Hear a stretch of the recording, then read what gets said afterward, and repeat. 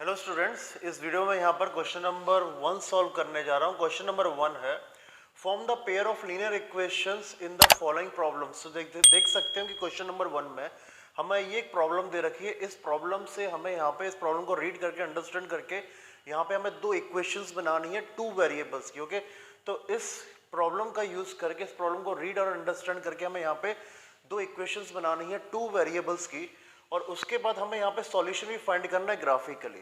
तो सबसे पहले हम यहाँ पे दो इक्वेशंस बनाएंगे ये 3 लाइंस का यूज करके, क्वेश्चन का यूज करके। तो यहाँ पे सबसे पहले क्या रखा है, 10 students of class 10 took part in a maths quiz. तो यहाँ पे स्टूडेंट जो मैं पहली इक्वेशन बनाऊंगा वो मैं इसका यूज करके बनाऊंगा कि 10 students of class 10 took part in a maths quiz. तो यहाँ पे 10 बच्चों ने टोटल मैथ्स क्विज में पार्टिसिपेट किया है।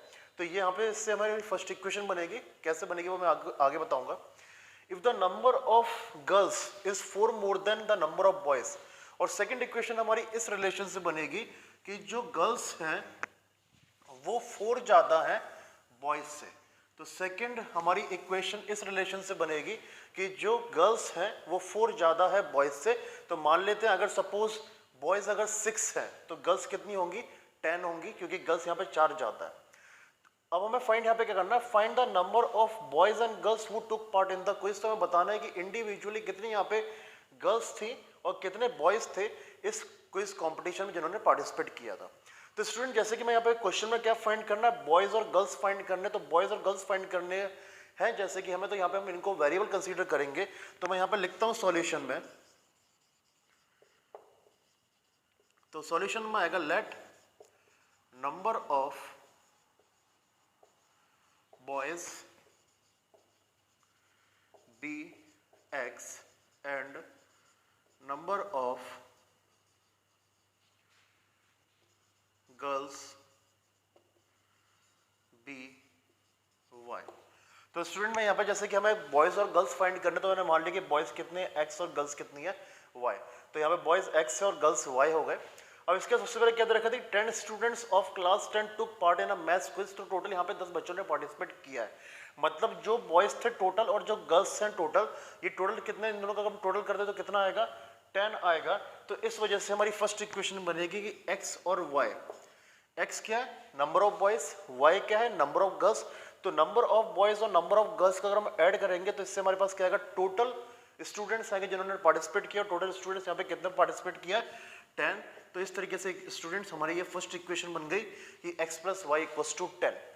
अब इसके बाद सेकंड क्या दे रखा है, number of girls is 4 more than the number of boys. तो स्टूडेंट यहाँ पे मैं क्या लिखता हूँ, सपोज अगर मैं लिख रहा हूँ x इक्वल्स टू वाई, तो क्या ये रिलेशन अभी सही है, ये रिलेशन अभी गलत है। क्योंकि यहाँ पे मैं क्या लिख रहा हूँ कि बॉयज और गर्ल्स इक्वल है। यहाँ पे मैंने क्या लिखा कि बॉयज और गर्ल्स जो है वो इक्वल है, लेकिन क्वेश्चन में क्या दे रखा है कि जो गर्ल्स है y वो 4 ज्यादा है। अब y अगर 4 ज्यादा है तो अगर इन दोनों को इक्वल करना है, तो क्योंकि हमें पता है ये वैल्यू जो है 4 ज्यादा है, तो एक काम कर सकते हैं, तो इसमें 4 माइनस कर दें या फिर इसको 4 बढ़ा देते हैं। तो मैं एक काम करता हूँ, यहाँ पे मैं x में मतलब कि नंबर ऑफ बॉयज में 4 को ऐड कर देता हूँ। तो अब इस तरीके से जो गर्ल्स 4 ज्यादा थी, तो इसके हिसाब से मैंने बॉयज को क्या कर दिया, 4 बढ़ा दिया। तो अब ये जो हमारे क्या हो गए, ये दोनों साइड हो गए, लेफ्ट हैंड साइड और राइट हैंड साइड इक्वल। तो इस तरीके से हमारी सेकंड इक्वेशन क्या बन रही है, y equals to x plus 4। तो स्टूडेंट ये जो मैं क्वेश्चन दे रखा था, इस क्वेश्चन के यूज करके हमने यहाँ पे दो इक्वेशंस बना लिया, दो यहाँ पे लीनियर इक्वेशंस बना लिया टू वेरिएबल्स में। अब हमें यहाँ पे स्टूडेंट क्या करना है, सॉल्यूशन भी फाइंड करना है ग्राफिकली। अब ये क्लास 9 तक पढ़ चुके हैं, तो सबसे पहले हम क्या करेंगे, इस फर्स्ट इक्वेशन लेते हैं और इस फर्स्ट इक्वेशन में हम क्या करेंगे, इसके 3 कोऑर्डिनेट्स फाइंड करेंगे जिससे यहाँ पे एक स्ट्रेट लाइन ड्रॉ हो सके। तो जैसे कि हमारी फर्स्ट इक्वेशन क्या है, x plus y equals to 10।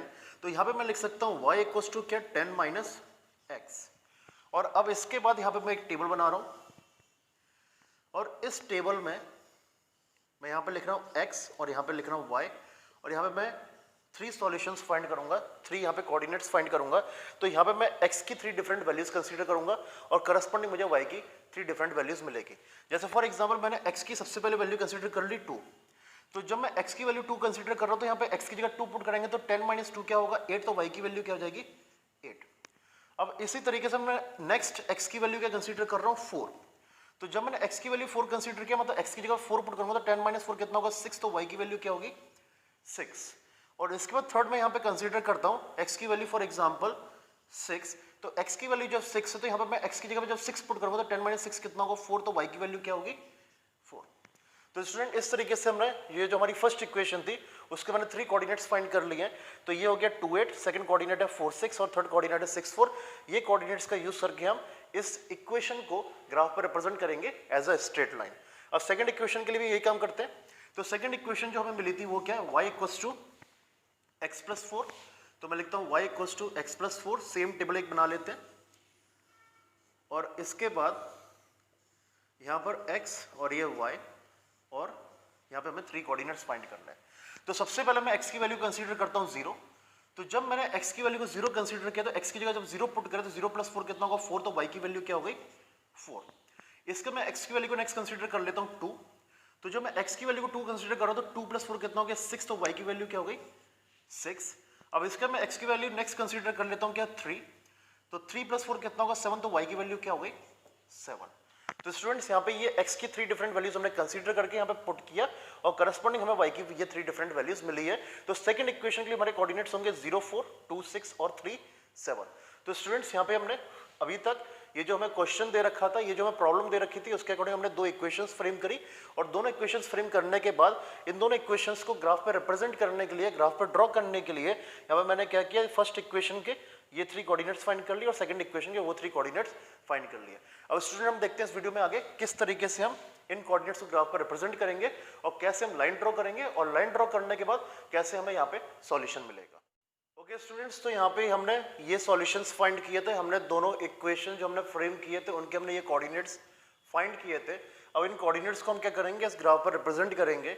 तो फर्स्ट हमारा क्या है 2 8, तो हमारा जो 2 8 कोऑर्डिनेट है तो x की वैल्यू 2 और y की वैल्यू 8, तो ये जो हमारा फर्स्ट कोऑर्डिनेट है वो यहाँ पर आएगा।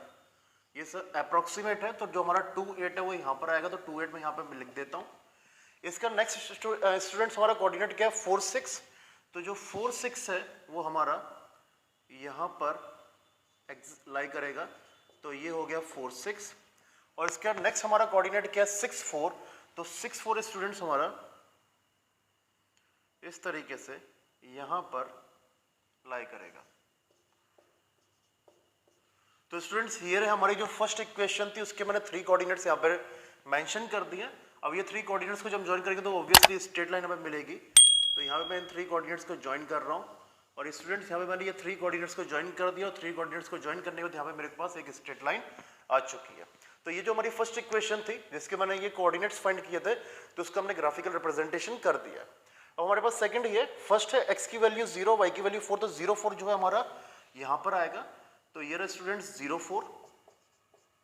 इसके बाद 2 6, तो 2 वैल्यू ये है और 6 यहाँ पर आएगा, तो 2 6 कोऑर्डिनेट स्टूडेंट्स यहाँ लाई कर रहा है।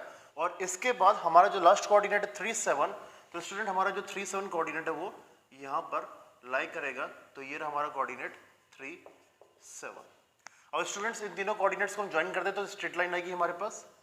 तो ये मैंने यहाँ पे इन 3 कोऑर्डिनेट्स को ज्वाइन कर दिया और ये 3 कोऑर्डिनेट्स को ज्वाइन करने तो हमारे पास ये स्ट्रेट लाइन आ रही है।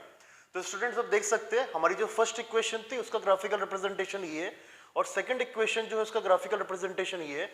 और ये दोनों इक्वेशंस का जो इंटरसेक्शन है, इन दोनों 2 इक्वेशंस जो थी जिनका ग्राफिकल रिप्रेजेंटेशन हमारे पास ये स्ट्रेट लाइंस आई थी, इनका जो इंटरसेक्शन है, पॉइंट ऑफ इंटरसेक्शन ये रहा जो कि कौन सा कोऑर्डिनेट है 3 7। ओके, तो स्टूडेंट यहाँ पे हमें इस क्वेश्चन का आंसर भी मिल रहा है। तो यहाँ पे हमारी बोथ लाइंस किस पॉइंट पे और किस कोऑर्डिनेट पे इंटरसेक्ट कर रही है 3 7 पे। अब हमने जब 3 7 हमारा कोऑर्डिनेट है तो इस केस में 3 7 जो हमारा कोऑर्डिनेट है तो हमारा कोऑर्डिनेट क्या होता है x और y के फॉर्म में।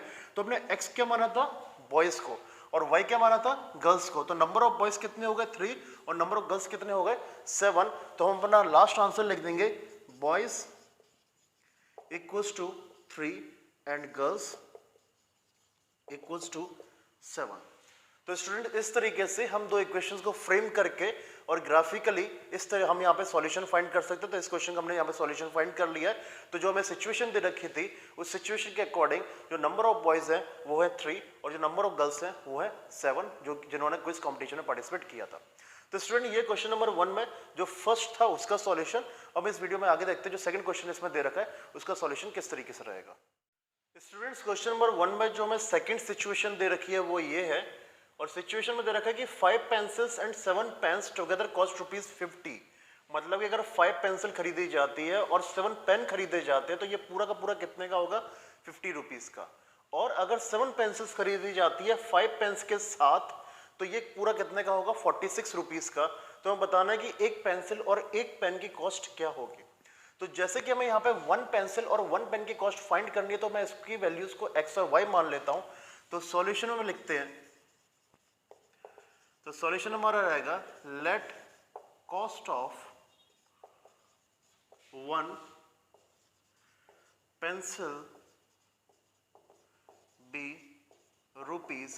₹x and cost of 1 pen be ₹y। तो मैंने मान लिया कि एक पेंसिल ₹x की है और एक जो पेन है वो ₹y का है। अब फर्स्ट सिचुएशन है कि 5 पेंसिल्स, तो 5 पेंसिल्स कितने की होगी, 5x की, और 7 पेन्स कितने के होंगे, 7y के, और ये पूरा का पूरा कितना अमाउंट बन रहा है, ₹50। तो ये बन गई हमारी स्टूडेंट इक्वेशन फर्स्ट। तो इसको लिख देते हैं इक्वेशन फर्स्ट।